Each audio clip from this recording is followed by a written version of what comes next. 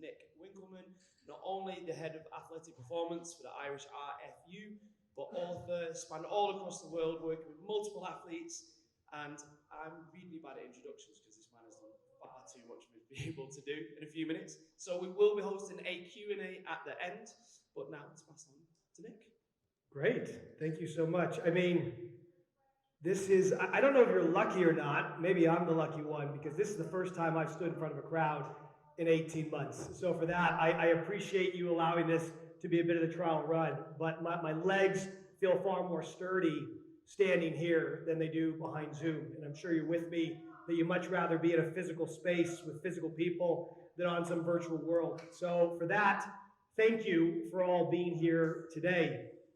It's interesting, when you get up and speak, you always feel nerves. I feel nerves right now. I'd be lying to you if I didn't. But don't you get the same thing when you meet a client? Right? You kind of get that ba-bump, ba-bump, ba-bump going on because there's this uncertainty. And you're almost going into a battle, a joust, a game to try to see if you can create something. But what is this thing we're trying to create? Well, it's not about win or loss in our space, but it's around mutual benefits, around creating this shared meaning, right? So that when we look at this thing, we both understand it in the same way. You understand this as I understand it, and vice versa. We call that shared meaning, shared understanding. Every time you communicate with them, you're already making that assumption that you've offered them up something that they will understand with the same level of understanding that motivated you to say those words in the first place. But raise your hand if you've ever found that communication to be challenging. Raise your hand if you ever get those sideways looks, or you've been working with someone for a few weeks on a lift, and they finally voice up and say, "Coach, I got no idea what you mean by that." We have all felt this again and again and again. And by chance or choice, this is the space in our world, in our industry, that I find myself curious about. I'm not here to convince you of anything. I'm not here to sell you anything, albeit that there's a book, but I'm not trying to sell it. I'm trying to share what wakes me up in the morning and what keeps me up at night. And that is how to build better connection through this beautiful medium that we call movement. Recognizing, though, if you go to a conference, let's say Perform Better in the United States, you might only have one or two talks out of the 50 on communication, on motivation, on connection. Even though every single day, from the second you walk into that gym till you leave, you're talking to people constantly. It's this invisible currency that literally drives our currency, yet we don't talk about it very often. So I see myself as hopefully not an N of one. There's more and more people who like to talk about talking. And my hope is today that through my own curiosity, we can all get better at getting to the words that work. About speaking not out of our own truth, but out of the client's truth. Speaking not out of our own language locker, but out of the client's language locker. To understand some really flexible, not rules, but tools that we can use to get closer to the aha, where eyes widen rather than shoulders slumping. So that you can, by not chance, but by choice, consistently develop shared meaning. That's what today is about in the 90 minutes or so that I have. So the language of coaching. I'm talking about and using the word coaching in the broadest sense as the verb, right? As the action form of the word. So whether you're a sport coach, a strength coach, a physio, a mom, a dad, a physical education teacher, it does not matter to me. What you are doing is you are coaching. You're trying to help others. But if we look at the purpose of coaching, especially the verbal form, hence the word language in the title, our words are meant to transform into something. What are our words meant to transform into? Anyone care to share? As a coach, what are my words trying to become? Actions. Keep going with that. What do you mean by actions? Trying to communicate to the person what you'd like them to do or what they would like to do to get from where you're at to where you want to go. Okay, actions. And there's both the process of getting somewhere, the journey, the motivation, but also physical actions, right? Every time you give a coaching cue, which is just literally sound waves that find a home in the eardrum that explode into someone's mind and gives them a sense of what you've just said, you're hoping that that turns into movement. That's a pretty difficult challenge, right? We are trying to convert words into physical action. If it has never dawned on you that that is what you are doing, allow that to marinate in the soul of who you are for a moment, because that is literally what goes on, which is why it is such a great challenge. You have many a great coach, let's think of sport coaches, who cannot do what they say. They literally cannot perform the actions that they are paid millions of dollars to coach at the level of who they're coaching. But equally, especially across the water, we know in football, in soccer, there are plenty of athletes turned coaches that cannot communicate what they do, or at least not very effectively. So that's really interesting. We have already now established that there are two ways of knowing about something. Right? There's this coach that has this currency of knowing, right? They get stuff done, they engage with people, and somehow those people get better at the thing they're talking about. And that's this currency of what we call the knowledge of what? The knowledge of what to coach, right? They can put it into words. They can describe biomechanically everything that is going on. But that's not the currency that the athlete needs, is it? The athlete doesn't take a written exam on sprinting, they sprint. The athlete needs to acquire a different form of knowledge, not an or, but an and. It's not one or the other, it's an and.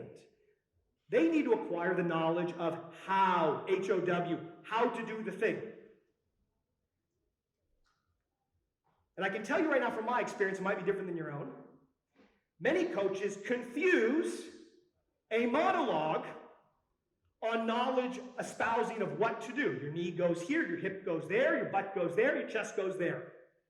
And they assume because they are articulate in biomechanically describing WHAT, what should happen, that that is synonymous with someone's ability to download from those words the knowledge of how to do it. And what this journey today will demonstrate is that's simply not the case. There is specific knowledge and language we want to use to describe what's going to happen. That's critically important. That gets buy-in. That gets trust. That demonstrates and signals to you that I know what I am talking about. But ultimately, for this relationship to have legacy, for this relationship to make an impact, those words need to have an impact, which means they need to be converted into the knowledge of how to do it. And that takes a very precise type of language. It's not precise in how you need to deliver it, but it's very precise categorically in the way it shows up. And so that is what we are going to hope to do today, is to, one, understand that those two forms exist, see how they can coexist, and how we can upgrade our ability to communicate in such a way where the athlete doesn't just have a knowledge of what to do, but they can physically do it. So we're talking about coaching. And, sir, what's your name? I didn't get it. Jason. Jason, you gave a beautiful definition from your mind on what words are trying to do. Action, help people along a journey. And that's exactly what I believe our role is. A coach, if you haven't thought about it, right, we get on a coach to drive the motorways here in Europe. When you're flying, at least if you're me, you fly in coach. And days of old, wild, wild west, you got in a stagecoach to go from one place to another, hopefully with safe passage. It's not by chance then. In fact, I think we should be humbled that that word is now applied to those who are in industries, not just our own, responsible for improving and helping others. So quite literally what we are all here today, what I'm trying to do for you in my role today, is guide others on a journey from where they are to where they want to be. The challenge is, though, we don't have a physical vehicle. We don't say, hey, come on, get in the car, we're going to drive you to that goal where you look the way you want, you feel the way you want, you lift what you want. It's not that simple. Yet still metaphorically, we take them on a journey. The question is how we do that. That's what I want to dig into. And so when we look at a journey, we've already talked about these two words. there's two things that we need to know to help that individual. I'm going to spend more time talking about one of these words than the other. The first thing is we need to know what to coach. And so let's just level set on what that means in the context of our broader industry. That means you need your physiology. You need your biomechanics. You need your anatomy. You need your program design. You need to have the staples of what it is to physically develop whatever it is the goal of the individual in front of you is asking for. But the challenge then, to realize that, to bring that to life, is you also need a system around how to achieve it, how to communicate it. How do you get the insight off the program and into the person? In 2009, I was coaching 30 NFL hopefuls, and I was working with them on a sprint session. It was in Phoenix, Arizona, quite cold for Phoenix, in the morning. We were just doing marching and skipping. I had 3 different groups, so it was a group of 10 gentlemen. And I'm coaching them with surgical precision. Get tall, chest up, push the ground away. Nice and long, that's it. Motivating, I felt like Tony Robbins on fire. But I had this moment, like literally, in Zen Buddhism, they use the word satori, this awakening, where I was like, I'm just monologuing here. I'm just broadcasting. And sure, my interns were taking copious notes of all these great cues and all this biomechanical knowledge. But in the moment when I woke up, it was like fireworks. All this language, I was just spitting it. I was spewing it out all over the place. But nothing was landing. Nothing was making a difference. I was not setting myself up in language or structure, and thus I was not setting up the athlete with the ability to make a change. And so in that moment, I felt that my eyes went from focusing inward to actually seeing outward. And metaphorically, I stopped focusing on the program, and I started focusing on the person. Now, let me be very clear. Does that mean I abandoned the program and thoughtful planning and design, respecting the fact that there are consistent physiological features to what we do? No, I did not step away from any of that. It wasn't an or, it was an and. But it was a critical and that recognizes that you are a variable. Where in your textbook do you find a page with a mirror? I haven't seen a textbook with a mirror inside of it because you are a variable. The way you communicate, engage, and translate program to person has a massive impact on the short-term and long-term success of their learning. Raise your hand if in your life you have had both great coaches and bad coaches. That could be a coach, that could be a teacher. I want you to take 30 seconds just so I can have a sip of water. We'll extend it to a minute if I need it. Talk to the person next to you about the difference.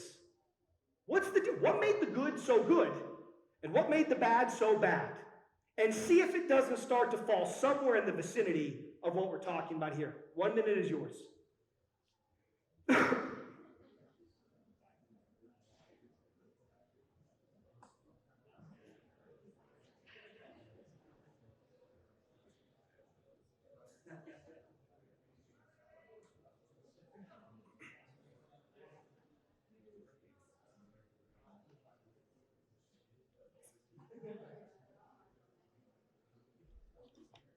Okay, go ahead and turn down the volume there, and we'll continue on our journey. Now, I'm sure you had a lot of different reasons why one was bad and one was good, but just with a show of hands, how much was the good coach based on the fact that you just felt better with them for one reason or another? That when you had the relationship with them, and I mean in the professional sense of the word relationship, that you got something out of that. It didn't always mean that you liked them as a person, let's be honest, but there was something positive in that interaction. And show of hands, was part of that positivity that you got better? Raise your hand. That you got better. Because that's what our job is. One of my favorite sport coaches, just coaches in general, John Wooden, who won many, many championships throughout his time at UCLA in basketball. He said the following, and I'm paraphrasing here: you have not coached until they have learned. You have not coached until they have learned. Now, there's a lot of fancy learning science, but I'm going to give you a very simple way to remember what learning is. Learning is the athlete's ability or client or patient's ability to OTC. Right, the old rap song, right? You down with OTC? Yeah, own the change. Do they own the change? Do they walk out of the place better than when they came in? Can they demonstrate without instruction, feedback, or prompt that thing that you were talking about to them? The movement, the skill, what have you. Do they own the change? Now, why am I emphasizing this OTC and this learning? Very simple. It's your North Star.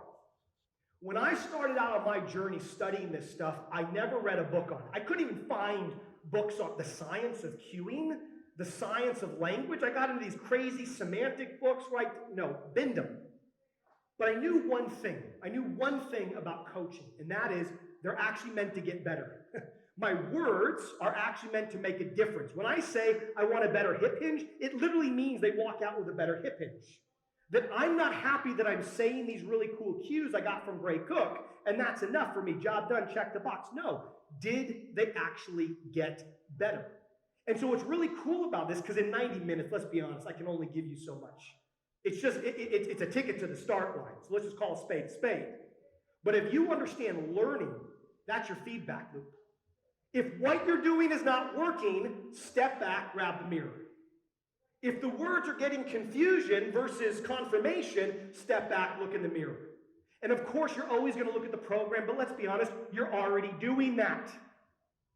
You're already looking at the program. I'm asking you to add an and to that, and yourself.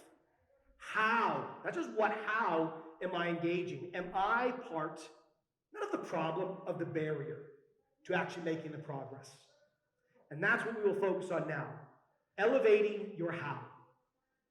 I like to start this presentation many different ways. This is going to be the first time I've ever started it this way because I'm in the midst of writing a book chapter on it, and so my mind is kind of gravitating towards this way of explaining.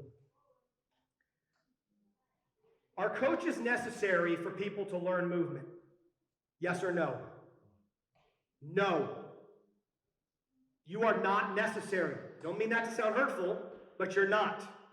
You're not necessary. People have been learning movement for eons by themselves. Even today, my kids learn how to crawl, stand, walk, run. My son can do these acrobatics that I can tell you right now I cannot do. No one has taught him a lick. And when I said, hey, do you want me to give you some words? You know, I wrote this book, Language of Coaching. He's like, Dad, stuff it. I got this. So people learn how to move all the time. It's a survival advantage. But the interesting thing about our ability to learn to move is we're generalists when it comes to movement. We can do a lot of things at a very average level. We're not the best sprinters. That award goes to some animal in Africa. We're certainly not the best climbers. We're not the best swimmers, and so on and so forth. But what those maximalists in the animal kingdom can't do is generalize the way we can. And so we are designed to do many, many things at a very average level. But what does our industry ask of the human body? It doesn't ask for average. I've never seen a successful campaign in our industry base itself on being average. We are pursuing something quite unnatural. We are maximalists.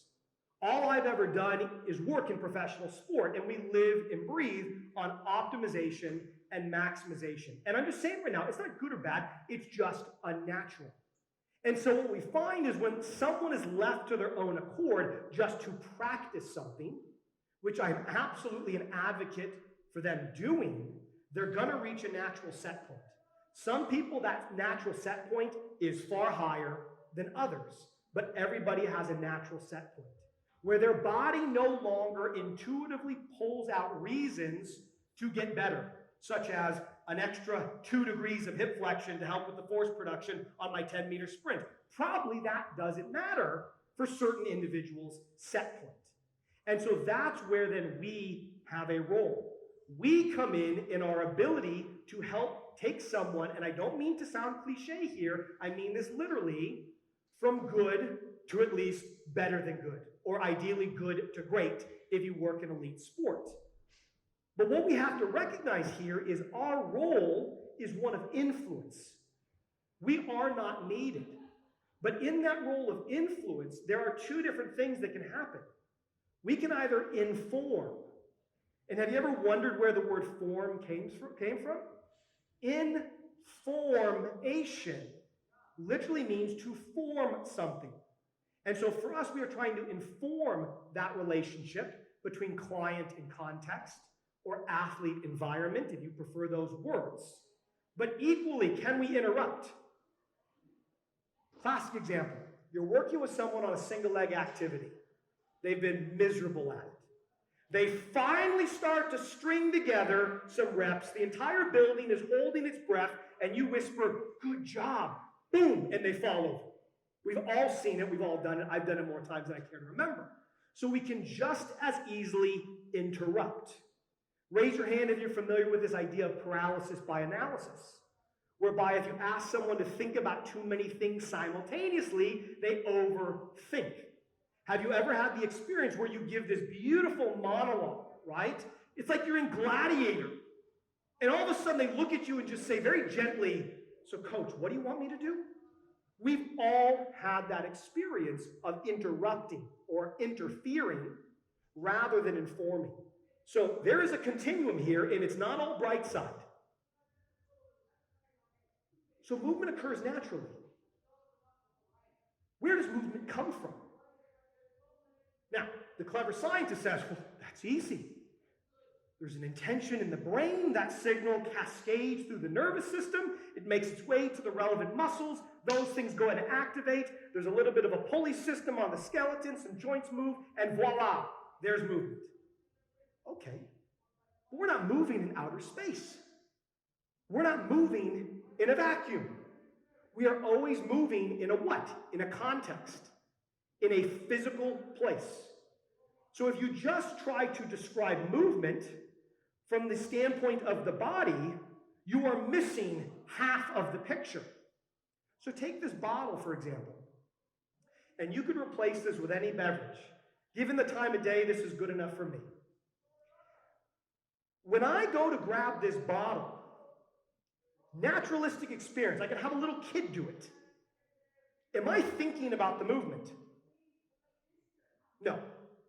I'm thinking, yeah, I am thirsty. I need to give this group a break, otherwise I'm going to cough all over them. Then I'm going to remind them that my COVID test came back this morning negative, so that everyone's cool. I'm going to go and reach and take a sip. But look what my hand does, automatically. Boom, boom.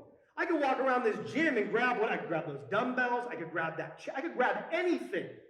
And without thought, you are going to see my hand do all sorts of weird things, and my body do all sorts of weird things to complete the task. And if you then stop me and say, "Sir, we're doing an audit here on how you move. How did you complete that?" I will give you a blank stare and try to manufacture an answer that I do not have. So the reality is movement always is taking place, and it naturally occurs as a dance between you and the environment. Raise your hand if you've ever put a mini band around someone's knees while they're squatting to help them get better knee alignment. Raise your hand if you've ever done that. Raise your hand if you've ever had someone regress from a back squat to a goblet squat to help them get better hip flexion and depth. Raise your hand if you've ever done that. Raise your hand if you've ever used any kind of physical tactile cueing to help the person get in the right position without thinking. Raise your hand. So you already know this. You already know that there's a dance between client and context, between athlete and environment, and that is the natural dance. And so what I'm encouraging us to do first and foremost is to observe. I don't have it on a slide, so I write this principle down. Observe them move before you coach them to move. Observe them move before you coach them to move, because only through the application of that principle do you understand the authentic movement that they have inside of them in terms of the environment. It also allows you then to very naturalistically nudge the physical environment one way or the other to see how they respond. Knowing that movement changes just as my hand changes when I grab a different type of cup to meet the demands. Whether I'm running upstairs, downstairs, flat ground, or through the woods being chased by something, my goal is always to get where I am going. Yet if you were to video my legs, you'd see very different leg action, downhill, uphill, through stairs, flat ground, and through the woods. but I don't have to think about that. And so what I'm already trying to signal to this group is the body is intuitive. The body is beautiful at movement. So often we interfere before we listen to what the body already has. And so I'll say it again, if we observe them move before we coach them how to move, guess what? We then know what to coach. If I'm working with a basketball player or a golfer and all I say is you missed that shot, you missed the hole, you missed the rim, have I added any value to them? Informational redundancy. You don't want to be informationally redundant, and that comes to life and then everyone just gets frustrated. You have no idea where it comes from, but it's like someone said, yeah, you missed that shot, you know. We love that as an athlete under a coach, don't we? When coach tells us we missed the uprights, when everybody in the stadium saw it. At the end of the day, that's for ego, or it's a misunderstanding from the side of the coach. And so what I'm encouraging you right now is to start to pay attention to their natural ability to move. Start to become tuned in, switched on to when they reach a natural breaking point. That doesn't mean you're silent for sessions, for days. That's not what I'm suggesting. But it's the simple fact of at least give them a set to watch how they go about their movement business before you start to get involved in what is already a very successful relationship, might I add. So now you've done that. You've watched them. You get a sense of how they're moving. You respect the fact that your role is an artificial one. You respect the fact that it is not necessary. And thus, if you are going to get involved, you want to do it with calculated precision. How do you do that? When I used to present on this stuff, I would give lists upon lists upon lists of what we called coaching strategies and coaching tools. It was coaching out of a fire hose. But I'm a big first principles person now. I'm trying to get to the bedrock. The simplest thing in 90 minutes I can offer you that you can then take back and then just build out of your own intuition and momentum. And the fact is, there are only two ways to influence this movement in a true meaningful way. Certainly, underneath each of these, there's different model systems and strategies, but there's only two. Number one is I can talk to them. I can use language. Now, I want you to see, where's my language pointing? My language is pointing to the client. My words make no impact on this gentleman's backpack, okay? My words are not going to move that dumbbell in an alternative reality anywhere. But I could offer you words and say, hey, on that single leg RDL, I want you to think about putting your footprint on the wall behind you.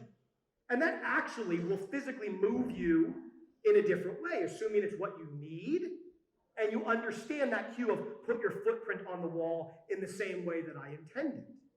So anytime you use language, we oftentimes refer to this as top-down. You are targeting the client. You are asking them to literally see the world differently. You're asking them to put on a different lens. Now you might be thinking, well, how many lenses are there? How many different ways to think about something are there? Intuitively, you can probably quickly become overwhelmed. There's quite a few, which is why you go to school and you learn the knowledge of what to coach. You get all the details so you can get them to the right lens. The key is making sure you can communicate that in a way that they understand it. But let's just play around with that how many lenses. Assuming this is not the most mind-numbingly boring thing you have listened to, I'm going to ask you right now to notice, how do your shoes feel on your feet right now? How do your clothes feel on your body? Gentleman right there is grabbing his face. How's the stubble on your beard feel? Looking good, by the way. You probably weren't thinking about your clothing. You probably, I hope not, weren't thinking about your shoes or even the stubble on your face. Yet very quickly with asking, sorry I didn't ask for your permission, immediately, just like my fancy clicker that costs way too much, that spotlight will shift wherever my question guides you. And so what this tells us is there is infinite amounts of information always coming to us, but we have to be selective in any moment.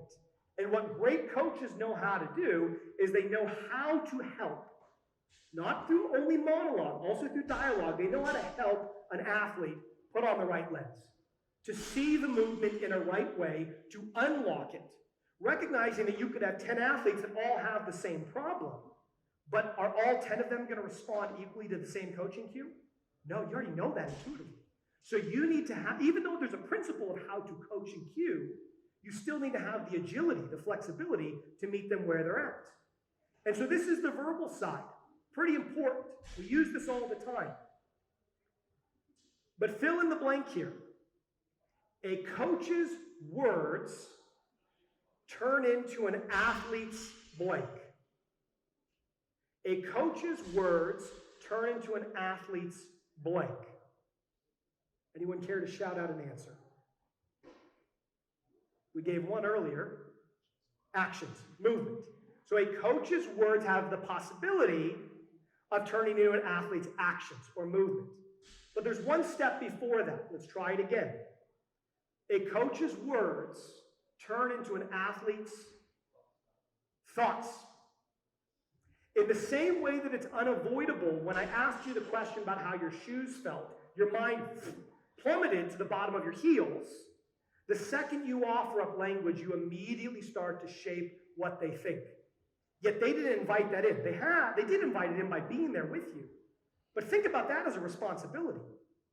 Because if my words turn into their thoughts, which influence their movement, the wrong thoughts are absolutely part of the culprit of poor movement, even though we don't always label it as such. And so this is why, even though this presentation is called the language of coaching, it could be called the focus of the athlete, because it's common currency of words turning into the lens with which they see the world. Now, the other thing you can do, if there's verbal, is nonverbal. And nonverbal is what we talked about earlier. That's you quite literally progressing an exercise, regressing an exercise. Having someone hold a goblet, or a kettlebell, for a goblet squat to get their counterbalance. Put a mini band around the knees to get alignment. Pull them into their error. Feed the error, as we like to say, so they self-correct. Even though there might be some language around introducing what the heck's going on here, you're still allowing the environment to do the talking and the athlete to do the walking. And again, I will say, I think we are pretty good as an industry at this stream. And I would also say we probably want to start with nonverbal wherever possible. Just think about why I'm saying that. Why? I wrote a book called The Language of Coaching, so that's not a very good sales pitch. So why do you think it's beneficial, just in your own mind, not to shout it out, to start with nonverbal? Well, nonverbal is the naturalistic solution. Nonverbal is impacting the dance partner with the athlete. Nonverbal is me taking an athlete who has a very quick stride that I don't like and having to do sprints pulling a sled, or sprints up a hill, or with stairs. Because naturally the relationship between the resistance, the hill, or the stairs modifies their technique in a naturalistic way. And the same way that my 5-year-old, when asked, hey, how did you learn to ride your bike, can't give me a coherent answer, despite his ability to bomb up and down the hills now, it still doesn't change the fact that he's gained knowledge of how. And so if we know how many books on Amazon are written on choking under pressure and overthinking and getting the monkey off your back, how much of that problem actually comes from us? Right? Again, where's the mirror in the textbook? Where we are feeding them the wrong language, or too much even of the right language, causing them to overthink when that's the last thing that should be going on, and they should be trusting the intuition of their body. And so I will say it once again, and finally, movement is the relationship between client and context.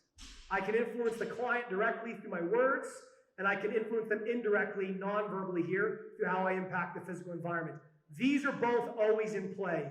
The question is, as a coach, as an influencer, how do I play my hand? How do I influence?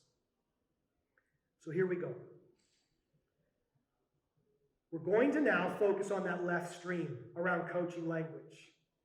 I've kind of given myself the freedom to get as far through this presentation as possible. I have 2 core sections. We'll certainly get through the first core. And I promise you, at least I'd like to think, you're going to have plenty of take-homes if you haven't already written enough down so far.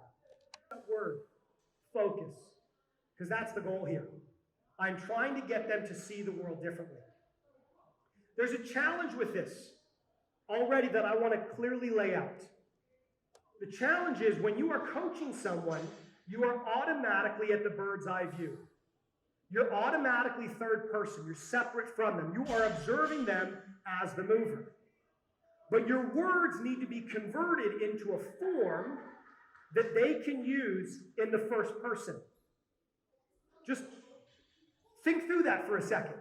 When you offer them up a coaching cue that's meant to help them move better, they need to think not about the cue like in terms of reading words, but they need to think through the cue. To illustrate that, if you watch someone who is visually impaired, walk down the street, and they have a walking stick, what do you notice they do with the stick? They're tapping it and they're moving it around. Are they physically focusing on the stick itself? No.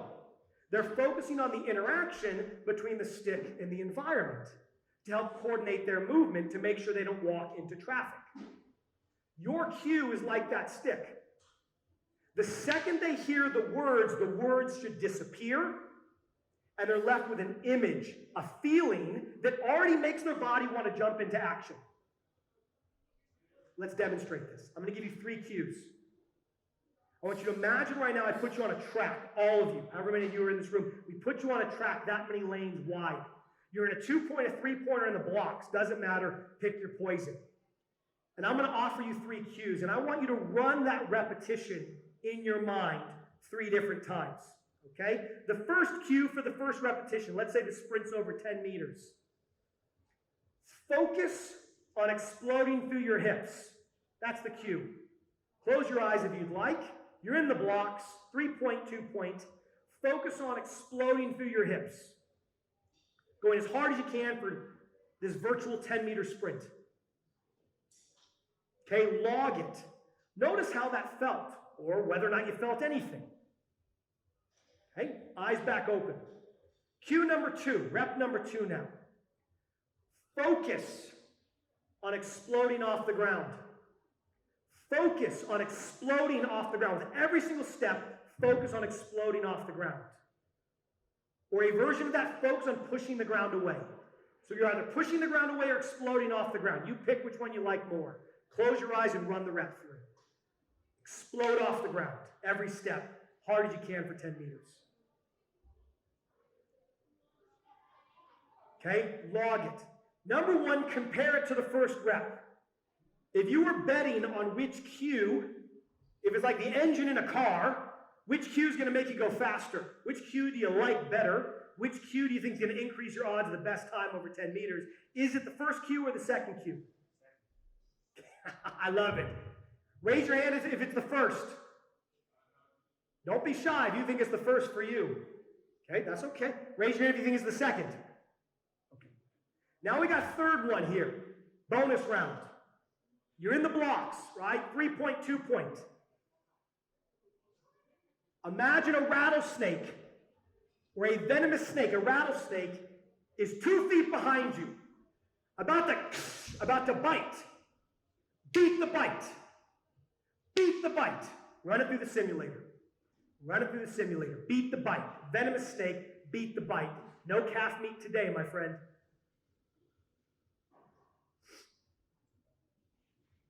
Okay.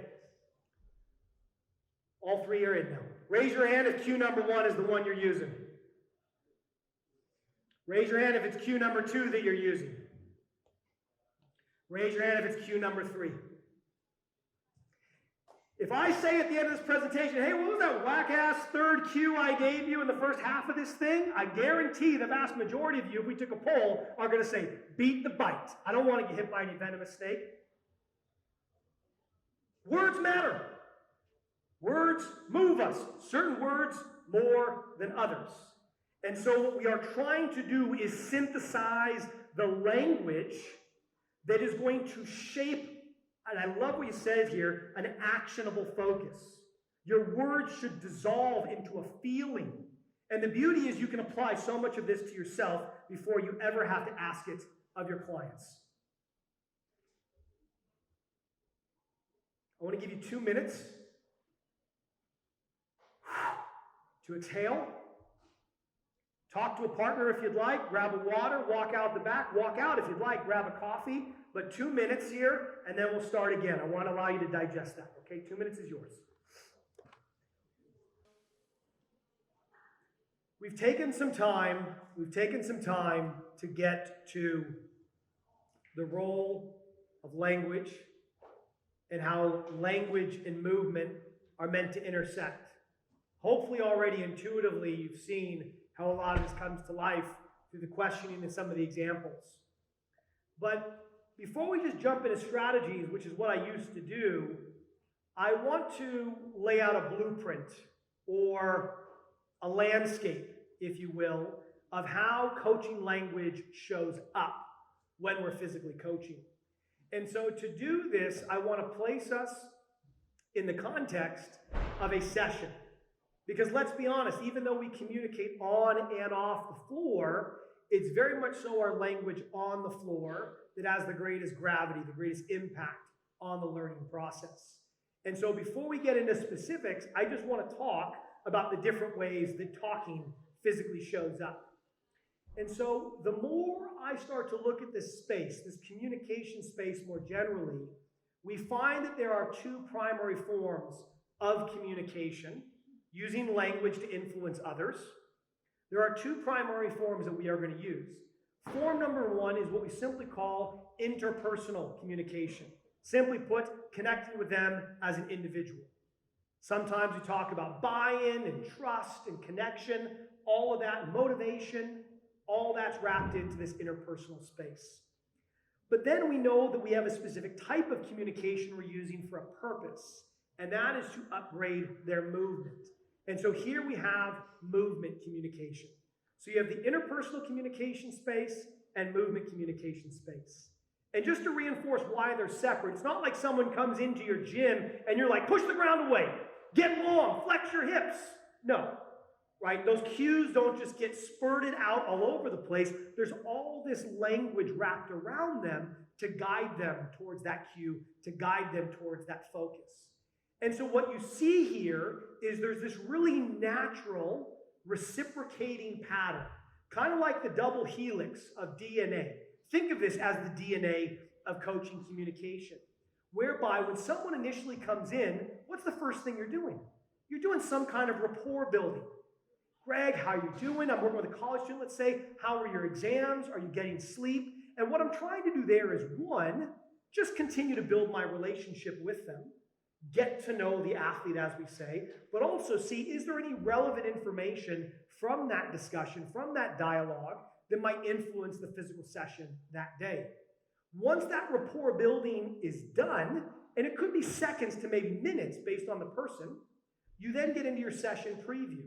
The second I'm into a session preview, I am literally previewing what we are going to do, why we are going to do it, and how we're going to do it. So now I'm starting to get into my movement speech. But once that is done, there's going to be this natural ebb and flow. That, let's say again, I'm working with Greg and I'm like, Greg, how'd that last sprint feel?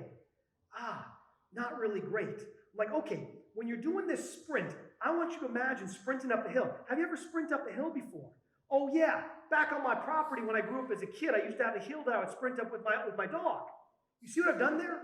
I've started to build a story, a relationship to understand, even though it's an analogy, I'm trying to offer up movement communication to help him move better. I'm trying to drive that through just coffee shop talk, right? Relationship building, how's it going? And I'm asking a question. A question within every form of communication training, there are books on how to ask better questions. And so I'm utilizing an interpersonal communication strategy to help get to the best cue for them, all the while authentically building a better relationship. Show someone how much you care before they care how much you know. Yeah, that's what is going on there. And so there's this DNA of interpersonal work back and forth going on as I am coaching that session, all the way until I get to the end and do my session review, where we try to highlight and capture, in my world, the 2 wins, what went really well, and the 2 opportunities, what do we want to focus on in the next session. And then guess what? That session review plugs right into the session preview of the next training, whenever it might be, and this continues on its way. Once you have this DNA, you can then start to think, okay, how do I upgrade these elements? Firstly, On the bottom side, the movement communication, far easier. That's what we're going to talk about today. Movement communication, just like program design, has a model, has a structure, has a rhythm to it. And very much so, you need to be spontaneous and flexible in a session, right? If someone doesn't respond well to your cue, you can't just stop talking or just repeat yourself, even though that's what a lot of coaches do. You still need to have agility when it comes to movement communication, but there is a very consistent format to it that we are going to call the CCL, the Coaching Communication Loop. The interpersonal side is much more difficult. It is quite literally the spontaneous communication that you are going to use to know when to ask a question, when to talk, when not to, when to check in because you're seeing on their facial features something isn't right, to ask the right question, to see how they're going, how they're traveling as a person. Put very simply, interpersonal is about person-first communication, recognizing that there's a person inside of the player. Whereas on the movement communication side, I'm very much so speaking to the player in them who's trying to move better and achieve a given goal. And so there's a lot more that can be said here, but this, if you would, is the blueprint to start to calibrate and orient yourself to how communication can be looked at in the context of a training session, in the same way that you might talk about periodization, to give you something concrete that you can anchor this very ineffable, difficult to pin down quality that we call the spoken word. So let's focus now on this bottom one, because we certainly can't go over it all today. So what do I mean with the coaching communication loop? Don't you find that when you're coaching, there's this really natural rhythm, like a story, and that for every movement that you are teaching, there's a natural beginning, middle, and end that seems to be on this constant loop, like a song. And so what this is outlining is that there are very specific communication features that exist before, during, and after a movement takes place. Within this, we have two different loops. We have what's called the long loop, which is the whole thing, and then a short loop, which is just a part of it. The long loop, and I'll remind you of this again later, is used when you're teaching a movement for the first time. A short loop is going to be used when you're teaching a movement for which they're already familiar. That'll make perfect sense when we go through this. So you can obviously see the images quite intuitively across the top, which suggests there's some kind of talking from the coach. There's likely some kind of a demonstration. There's one final check-in. The athlete does something, and then there's a final check-in. I guarantee if we went out and audited your coaching, you already follow this. It just likely has not been given words. And if you don't have a grammar, if you don't have a vocabulary for what you do, how do you know how to get better at it? How do you know how to move from chance to choice? That's all this is helping you do. You already have the assets here. So when you're teaching a movement for the first time, you're always going to provide usually two sources of information, a verbal source and a visual source. A verbal source and a visual source. And so number one, you describe a movement. When you're describing a movement, it is exactly as it sounds. You are explaining it to the person as if they've never seen it before, using language. Hey, this is a barbell back squat. You get under, you put your arms here, you step back, you set your feet there, you're going to go down, you're going to go up. You're explaining, you're describing the movement. Within a description, you also tend to provide safety information, especially if it involves a barbell or something that can harm them. And then finally, you try to up their competency or their psychological readiness. So let's say, for example, I've been working with someone on a goblet squat, and they've gotten very good. And now I'm moving them on to a back squat, recognizing that they've never done a back squat before.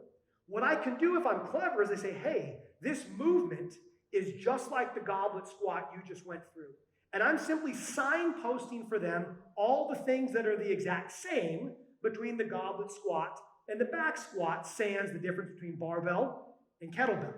What that does is it now starts to take an application, like a Word document, that's already open in their mind and says, oh, this thing is kind of like this other thing. And what that tells them is I don't have to start the story over again. I'm not learning something brand new for the first time. In fact, I've already demonstrated for the last 2 weeks that I'm able to do this. And so a good description is a breakdown of an MVI, minimal viable information, that you feel they need to understand the movement, suggesting to them that you know what you're talking about. Notice the what, W-H-A-T. You're providing safety information if it's relevant, and you're trying to psychologically prime them. Make sure that motivation, they feel ready to go, they feel good about it. From there, you're going to give them a demonstration. And just like the nonverbal side of things, the more I can convey through a demonstration, the better. If you were to ask your clients if they could only pick one, would you rather me describe the movement to you or demonstrate it? I think you're probably going to get a 99% approval rating for demonstration. Yet how often do we over-explain? And so in the model here, we don't deny that there is a role for words, but only use words to the degree that they are going to help highlight aspects of the demonstration. So for example, in that single leg RDL, I might say, hey, from head to heel, I'm doing a real demonstration here. From head to heel, I want you to be long, okay? I want you to load, hold, and snap. Or load, hold, explode. Where I'm literally taking the words and I'm using them like timing, like rhythm, to help the person understand and accent certain features of it. And so within that, if you use demonstration right, you don't have to overly depend on your descriptions. Raise your hand if your client has ever said this to you, or if you've had this experience yourself. I know what to do, I just don't know how to do it. Raise your hand if you've ever heard that or had that experience yourself. And so this is why there is a third step. That oftentimes when you take a client or an athlete, they can explain, especially with elite athletes, in quite clinical detail what should happen. I know my shoulder should be here, my hip should be here, so on and so forth. And just as the coach that cannot convert their knowledge of what to do into the currency of doing it, we often find the same issue resides in the athlete. They have a false sense of ability. And part of that problem is because we have given them that false sense. We have spent so much time talking about the movement and what goes into it biomechanically, they think that that was all that was required to actually perform it successfully. And that simply is not the case. It is very difficult to convert biomechanical technical language into something that looks like it all happening together. That's as if a musician was trying to play the entire symphony themselves. No, we don't want to be the musician trying to play the entire symphony. We actually want to be the conductor. We want to be the address in the GPS that provides a single source of information that somehow can coordinate many complex pieces as one. That's what the cue is trying to do. The cue is the last thing that they are going to hear before they move. The cue is quite literally queuing up their focus. And within that cue, as we will come to find, there is a very specific type of language that we want to use. And guess what? That specific type of language in psychotherapy would be analogous to marriage counseling, and that it's the type of language that is going to bond the client and the context. It's the type of language that is going to bond the athlete to the environment. It is going to connect them to the environment through their movement. When I say put your footprint on the wall behind you, just unpack that as a bit of foreshadowing. Put your footprint on the wall behind you. Assuming that the wall literally is not within reach, let's just nerd out on that for a second. It starts to mean that I am going to extend my leg back. That is going to automatically pull myself into my hips, creating better tension that is going to extend then through the top of my head. And so I could describe that simple put your footprint on the wall as getting me the alignment I want in the upper body and the lower body, triggering quite naturally, might I add, better hip flexion, and through a very simple idea that, guess what, connects me to the environment I'm working in. Oftentimes, those simple phrases, we judge them as being overly simplistic. Right? It doesn't sound technical enough. The technical stuff is for you, not for them. Right? You're the one working on the other side of the genius bar. They're the one walking up to it. We are trying to simplify. I find genius in the person that can put a footprint on the wall and understand the cascading complexity biomechanically that will try to come up with that and to know everything that has to happen to make that achievable. That, for me, is the brilliance we should be pursuing. And so you still get to applaud yourself on the back, and all they know is, oh, that worked. I've never been able to get that single leg stability in the hinge like that. So that's the kind of language we want to be using. From there, they're going to go ahead and do it. They're going to perform the movement. Should we talk while they move? Just think about that for a second. We've already signaled and foreshadowed the answer to this. Well, the answer is, in this one, it depends. If I'm using language to promote rhythm, much like music or a metronome, push, push, push, pop, 1, 2, pop, 1, 2. Beautiful. In that case, they're not processing the words. They're processing the timing and the sound. There's a difference.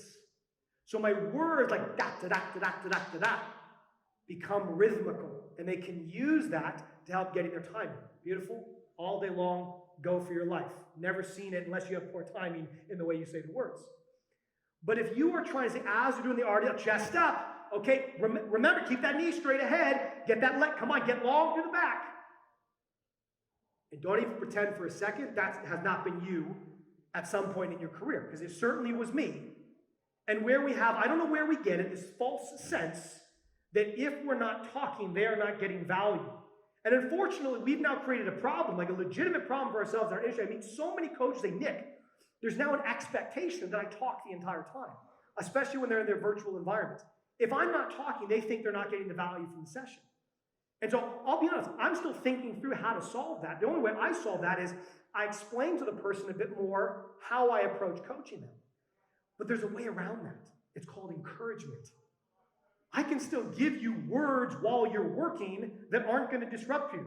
And guess what? The timing of my words. That's it. Get long, up. Footprint, up. See what I'm doing there?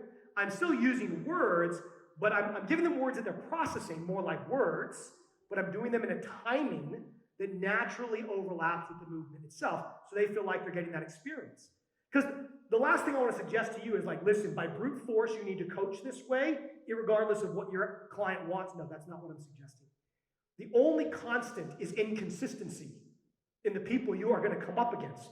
And so you need to be flexible and agile in the way you deploy this. The final thing that you are then going to do is you are going to debrief. Now, a debrief in military terms seems like some long, drawn-out thing. For one, you might not always need to debrief, and just like the description, this can be seconds to possibly minutes, depending on the importance of the debrief. Now, the debrief here, I'm using that term, is synonymous with the word feedback. We're trying to give them feedback. But for me, this should really be a dialogue, as you can see here. It should be a dialogue, not a monologue. Because ultimately, I'm not a puppeteer, I'm not moving them. They're going to move themselves. Okay, movement is the space between them and the physical environment. Okay. Ultimately, it's the way they perceive and focus on the environment, and obviously their physical abilities that dictate how they move. And so as far as I'm concerned, that debrief has one goal: get to the next best focus. Get to the next best lens. Which means one of three things are going to come out of that debrief, and I'd encourage you to write this one down because it's not on the slides yet. And that is, I'm either going to repeat the cue. Repeat it, what? It worked. They like it. Right? Don't need to reinvent the wheel. If I don't repeat it, I'm going to refine it. When do I refine? Well, let's say on my single leg RDL, my first cue for them was, I want you to get long. And they kind of were like, I know I still want them to get long, but it just, right, you know this situation, it wasn't quite jiving. It's like, it was a circle hole, and it was a circle, it was a peg, but it was quite oblong, didn't quite get in there. Okay, I need you to get long. See what I'm building. I need you to still get long, but to get long, think about putting your footprint on the wall. And I say, if you have to put if you literally were able to, like Gumby, get your footprint on the wall, what would your body? My body would get long. Exactly, put your footprint on the wall. So for me, coaching is a lot like dominoes. We're constantly building from one to the next. So that's what I mean by refine. I do a little DJing on my side. You're literally trying to tune the sound to sound a little bit better so that shared understanding brightens. The third R is retire the cue. You retire the cue for one of two reasons. Either one, it backfired, it made them worse. Raise your hand if you've ever given someone a cue that acted like a virus. Not to be insensitive right now. Have you ever given a cue that acted like a virus, and it's almost like they liked the cue, and it wrecked their movement pattern. It had them do some wonky thing that they saw in a YouTube video. You're like, no, that's not what I want. But you can't get out of it. You can't take it back. So sometimes cues are sticky, but they stick to the wrong things. And so I retire a cue when it did not work for that person and that movement. I don't kick it off the lot altogether. It still has a place on the bookshelf. I'm just not going to pull it out again until I find a new person for it. The other reason you might retire a cue is because its shelf life has expired. Right? You've said it so many times. Like, think about it. If you say the word body, body, body, body, body, body, body, body, body, inevitably you no longer hear the word and the meaning. You hear sound. That's kind of what goes on here. They've heard the cue so many times, it's now background. It doesn't stand out. There's no contrast. And so you might still feel that the cue, the meaning behind the cue is still right, but you need to give it a different coat of paint, okay? And so now just take a look at the bottom here, going back to how we started today's presentation. And that is this description over here, you're providing them knowledge of what to do. You're talking about the movement. In that debrief, you're likely talking about the movement. But in here, you're laying down the how. The how is the whole, the what is the part. I want you to say that to them. The how is the whole, the what is the part. When you speak in terms of what to do, you're speaking in terms of parts. When you speak in terms of how to do it, knowing that it is physically impossible to think about every joint, limb, and muscle in the body simultaneously, you speak in terms of whole. If you don't like those words, the what is the micro, and the how is the macro. Okay, different ways to access it. So when I'm watching a movement, I experience it as a whole, don't I? When I give the right language, which we're going to talk about here in a moment, I experience it as a whole. And when I do it, I physically, because it's an impossibility not to, I perform it as a whole. Hence the reason now it's not an or, it's an and. Knowledge of what to do and knowledge of how to do it. We're going to finish off and we're going to focus on this cueing piece. Okay? I tell this story. Einstein wanted to go learn how to golf. He went to the driving range with an instructor. The instructor got out the clubs and the balls and said, okay, Einstein, here we go. And so gave Einstein a club and said, here's the setup, here's the grip, here's the backswing, the downswing, the follow through. And it was just overwhelming. And Einstein, you can imagine in some Einsteinian voice, said, stop. As if the weight of the world had just changed all of a sudden. Walked over, I imagine quite gently, grabbed as many balls as he could hold, and tossed them at the instructor as he said, catch. And of course, all the balls came falling right on down, and Einstein looked at him and said, just as you cannot possibly catch all of these balls, I cannot possibly think about everything you're asking of me in one moment. Give me one thing to think about. And so if you're going to take one thing, like literally, and I mean this, one thing from this presentation, take this one. Provide only one cue at a time. If you provide two, it's an impossibility. Certainly, they can think about one thing on the way down and one thing on the way up. So moment to moment, it's one thing at a time. But if I gave them two things to think about, hey, I need you to keep your knees out as your hips are going back while your chest is up. Three things there as you squat down, which, like on repeat, that's what we hear in gyms. Impossibility. Try it yourself. You literally, like a Rolodex, go from one to the next. You cannot simultaneously think those three thoughts at the same time. That's like trying to read two books simultaneously. You can't do that. No one suggests you can. But yet we cue as if that's somehow a possibility of the human condition, which it is not. Also then, if you believe somehow that they could think about two cues at the same time, how do you know which one they focused on? So if you are trying to anchor what you say to how they move, how the heck are you going to make that connection if you're offering 2, 3, 4 cues? That was my problem very early on between 2007 and 2009, is that I was providing so many things to them, I had no idea actually what they were focusing on. When I started getting down to one, that's when things really started to change. So one cue at a time, you respect how much we can pay attention to, and it increases the odds that you will be able to iterate better as a coach in pursuit of the words that work. The next question then here. And I'm going to finish early with some time to spare. I won't go through all the slides, but I'm more than happy for Greg to send them out. Questions: are certain types of cues better than others for teaching movement? Now, the research on this, as I'll talk about here in a moment, is now 22 years old. There's 200 plus papers, but by my estimates, closer to 300 on this topic. But the problem is, in our industry, if you go in and say, well, the science of cueing, or how to cue better, or how to communicate better, you're not going to find your way to the research that actually means that. And so just make a note here, if you like to read the research, the key terms are attentional focus and focus of attention. Attentional focus and focus of attention. Why? We've already said it. Because my words shape their lens. My words shape their focus. And it is ultimately what you think about while you move that impacts how you move. Now, when you get into this work, you find that cues live on a continuum. But when you read the research, you see clearly the continuum is flanked by cues that are inside the body, meaning you think about the body, or outside of it. Now go right on back to the beginning of this presentation. That should make sense. There's cues that target the client, thinking about the client, or there are cues that target the context, and then thinking about how they're going to move in this physical space. There's many different ways we can describe the same thing here. And so I want to go through this continuum, and then we'll explain it. Think of this continuum by way of analogy like the zoom lens on your camera. I can either zoom your focus quite literally into your body, or I can zoom in all the way out into what your body is trying to do. Right? And there's everything in between. So if I zoom all the way in, that's what we call a narrow internal cue. So literally with this person doing a vertical jump, that would be extending your hips, your knees, or your ankles. So it's a reference to a joint or a muscle. I can then zoom my camera out into what we call broad internal.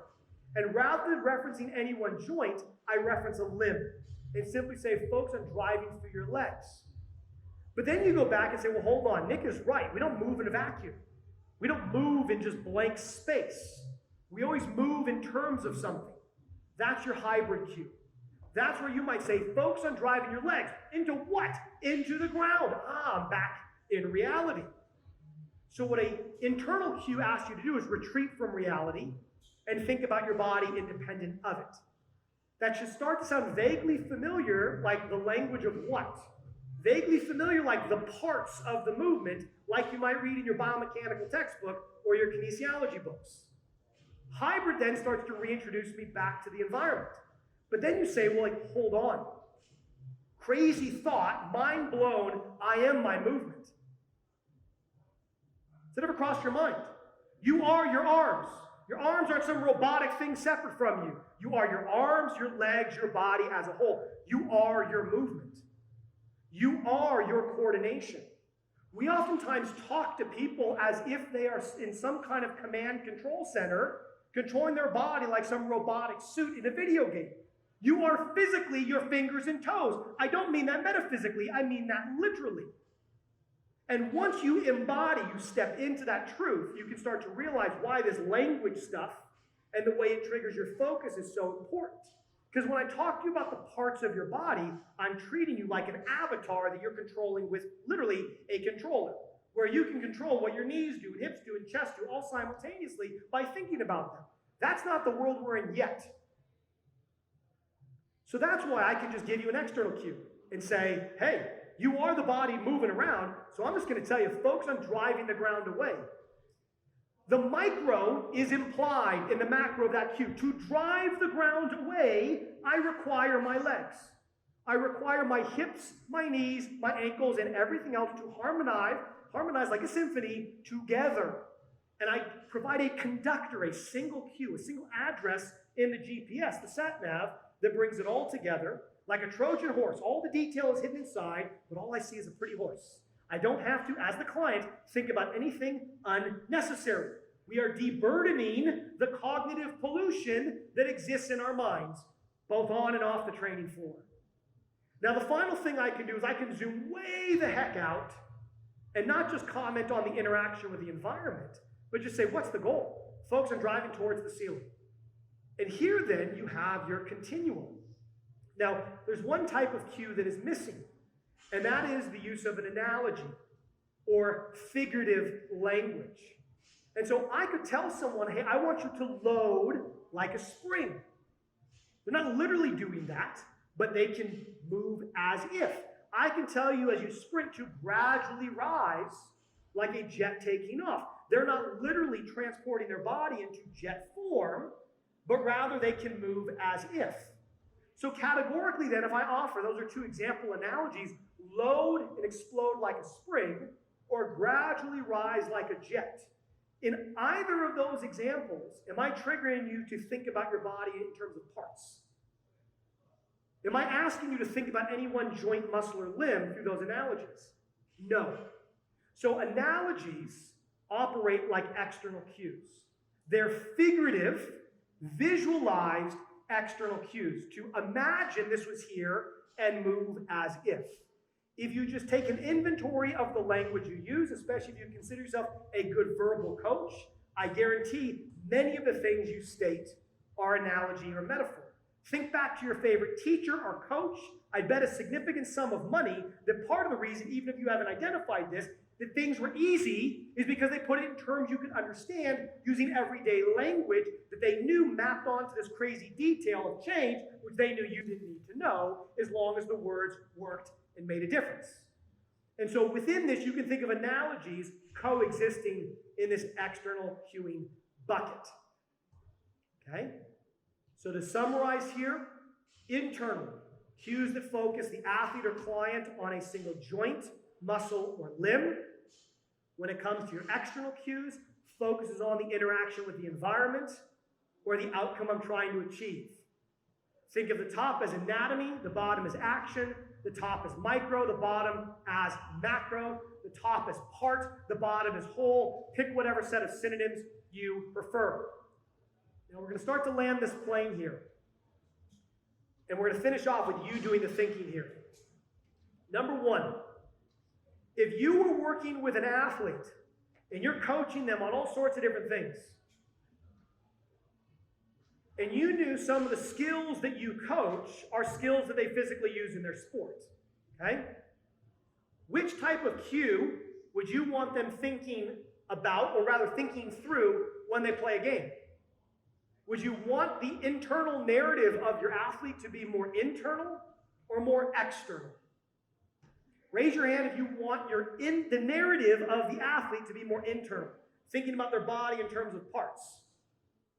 Raise your hand if you want your athlete to be more external, thinking about the whole, thinking about how everything comes together. Okay? Let's double down on this. I'm going to give you 3 movements.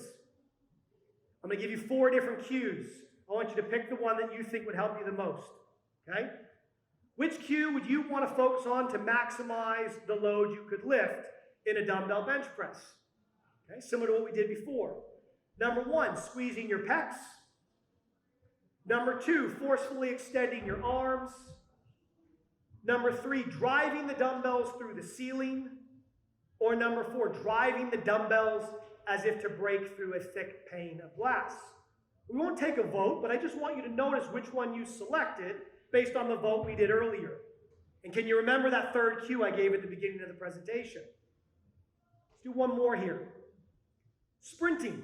Which cue do you think, actually we'll do the broad jump here because we've already done sprinting. Which cue do you think would help you maximize your distance and power here? Focus on firing your leg muscles. Focus on quickly extending your legs. Focus on exploding away from the start line, or focus on exploding out as if jumping across a narrow river, or even think of parkour from one building top to the next. Again, go through a little bit of a narrative in your mind. Which one would you choose? And what I think you will consistently find across the board is that it's external. It's either going to be C or D in the examples we've given. Now, I'm currently writing up a paper right now, so it's unpublished data. We took 125 athletes, and we asked them across 16 different movements, sport movements, strength movements, you name it, we asked it. And we gave them 4 cues like this. We said, which cues would you prefer to use? And guess what? Over 80% of individuals consistently prefer an external cue or an analogy. But what if I then told you that the research on sport coaching and physio shows a dominance of language 60 to 70% of the time? That's, guess what? Drum roll, please, internal. And so our industry sees a massive disconnect between intuitively and scientifically what we know to be the best source of language, that is the common currency that translates words into actions, yet we betray it all the time. And here's my hypothesis as to why. It's a failure of omission. There's not enough people talking about talking. Even though our entire industry is based on language and the words we use, we are inundated with knowledge of what? And we have inadvertently confused that for knowledge of how to coach. And so every time I stand up here, my goal is to move that audience forward to the start line so you can start to correct this journey that we're on. So are certain types of cues better than others for teaching movement? 100%. They're called external cues. I'm just going to finish you off here with this slide, and then we'll take any questions you might have in our last 15 minutes. As I said earlier, there's over 200 papers, but if you look at the fringe, closer to 300 since 1998. Some authors you might want to look into here, write them down if you're into this stuff. Gabrielle Wolf, Dr. Gabrielle Wolf, UNLV. Okay, she is the foremost authority on this as a scientific discipline. Dr. Jared Porter and Dr. Harjeev Singh. These are three individuals, and I'll give you a fourth, Rob Gray. So Gabrielle Wolf, Jared Porter, Harjeev Singh, and Rob Gray. Those are four names on top of the two phrases, attentional focus and focus of attention, that you can actually go after to start to understand more about this space. And so when I say they've looked at everything, at least at some level, they've looked at near everything. We're talking strength, power, endurance, movement efficiency, sport, vertical jumping, broad jumping, sprinting, agility, novices, experts, those with and without physical and mental disability.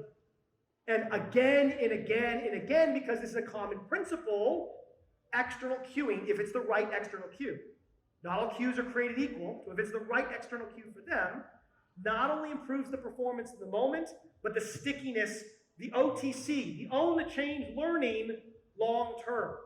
This isn't just some flippant idea, this is a rock solid principle of learning to move that you are cautioned to put to the side.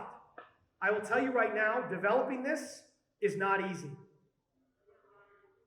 I don't know if that's symbolic, but we'll call it a symbol. Okay? And we're coming out of the shell into the new state of coaching. This is not easy. I have met people years after taking my seminars, which is probably saying something about me. It says, Nick, I believe it, I see it, I just don't know how to create it. You work in an industry of behavior change and habit formation. You know how freaking difficult it is. Where's the mirror in the textbook? Because this is about our habits. This is about our behaviors and our ability to upgrade what we say and how we say it so they can upgrade the way that they move. And so that's why, okay, this is the sales pitch. The book I have written, The Language of Coaching, was the book that was not there for me. Believe me, you don't want to write a book if it's already written somewhere else, unless you're a sucker for pain. My wife certainly doesn't want me doing it again, but we saw there was a purpose. And the language of coaching, yes, there's science, but it's not about science. It's about application. And so if you like what you are seeing today, if you feel this is a path you want to go down, there's my book, The Language of Coaching, and then Gabrielle Wolf's book, The True Scientific Text, Attention and Motor Skill Learning. Right? So with that, I have a few slides beyond this. I will not burden your mind or your eyes anymore with it. Happy to take questions, but thank you all so much for your attention. I wish you the best of luck in applying this in all your endeavors. So thank you, thank you, thank you.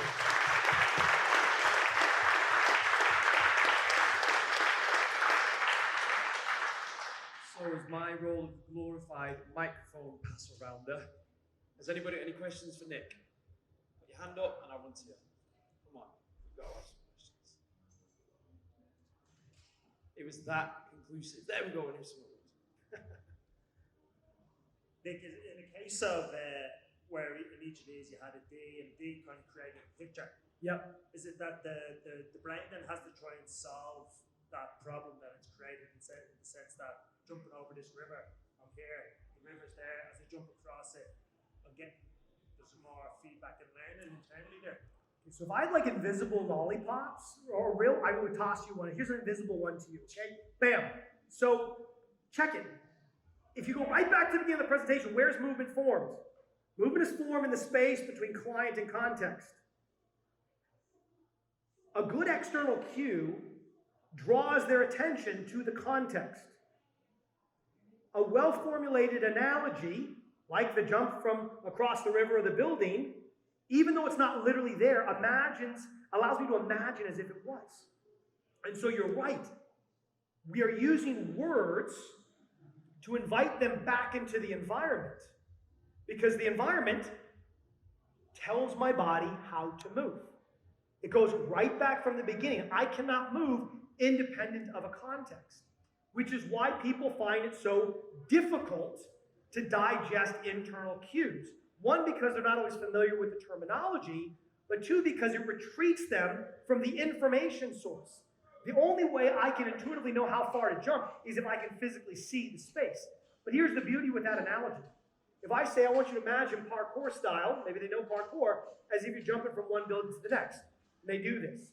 This is what I refer to as a working or a building analogy. I can now say, on your next rep, I just nudged that building an extra foot forward. See what I've done here? I've taken coaching language and I brought it to life.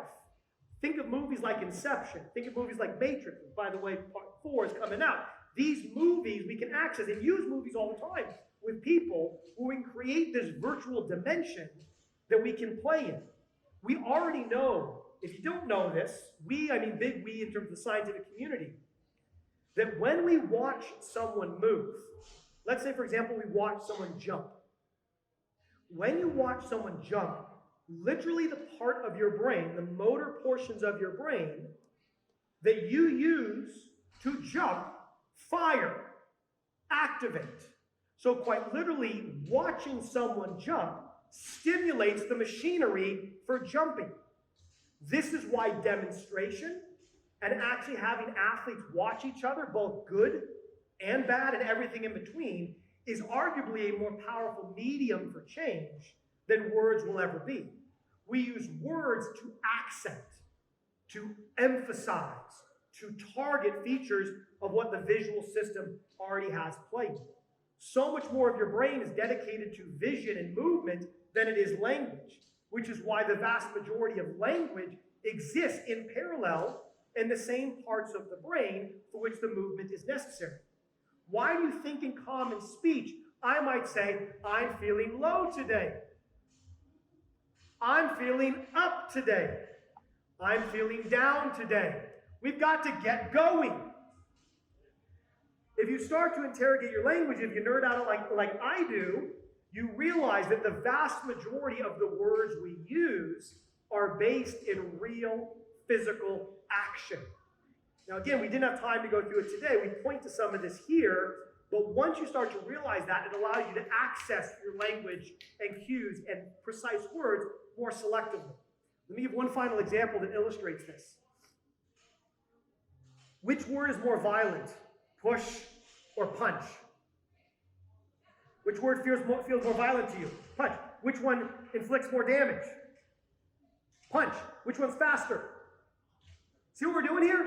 Very quickly, I can give you a word, and you can start downloading words that sound a lot like biomechanics and kinetics. This isn't wordplay, even though it is. Literally, when we process language, there is a physical, neurological, biomechanical echo throughout our system. That's how you come to know the words. Movement underpins your physical knowledge of a word. I'm simply trying to help us take language to get us back to the source. I mean that quite literally. So there's an example of how that mapping occurs, and yes, why good language usually has something to do with the environment, because that's the most potent stimulant to form movement. Okay, anybody else? Right, go, sir. Nick, I know you had said that not every cue will be a perfect fit for every person. So 100%. we'll adapt differently. if you had to pick one or maybe even two, if is there a standout or a perfect cue in order to get someone to sort of keep a neutral spine or a flat back in something like a deadlift or a bent over row or something like that? Okay. So let's use your example. And so the question is neutral spine in any strength movement for the most part. Let's walk through a thought process of how we figure that out.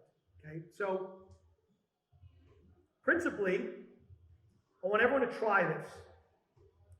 If I just told you to tighten up all your muscles of your trunk, like you're having a temper tantrum, just do that. As you sit here, just tighten everything. Now I'm going to ask you, is that giving you the sensation you want? Okay, let me give you something else to contrast it with.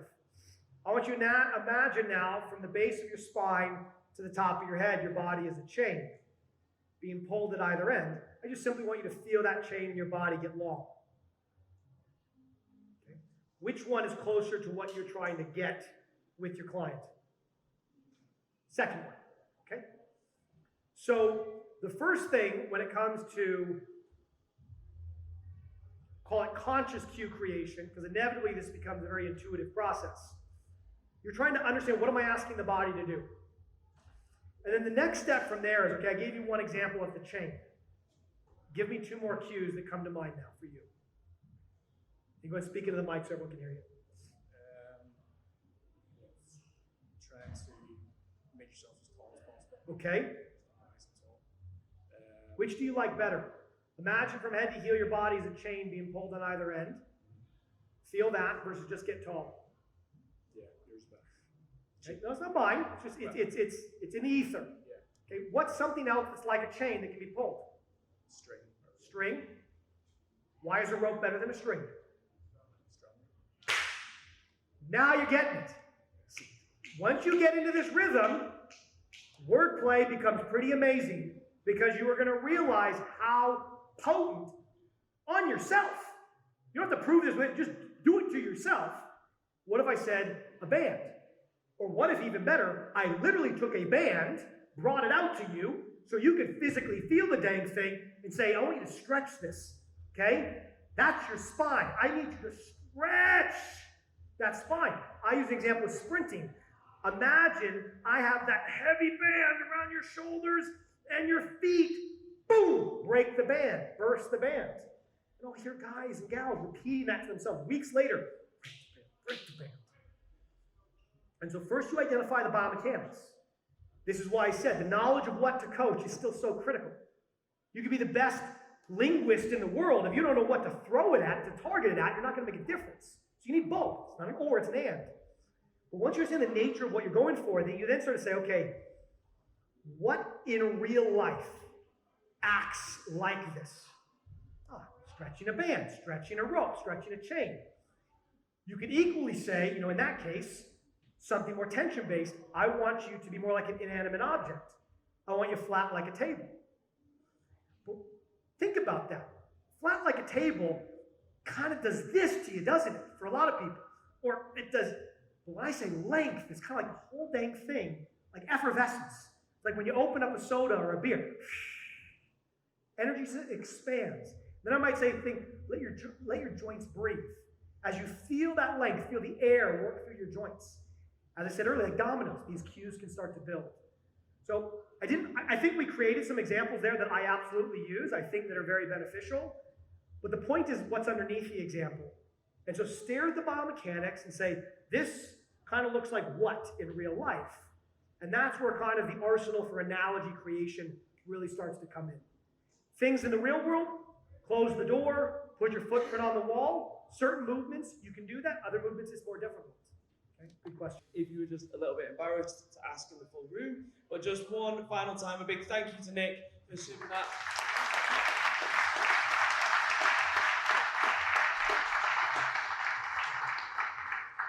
Thank you guys. And next up, we've got Red Pill will be on as your next seminar, but we've got a little bit of a break in between. See you in a little bit.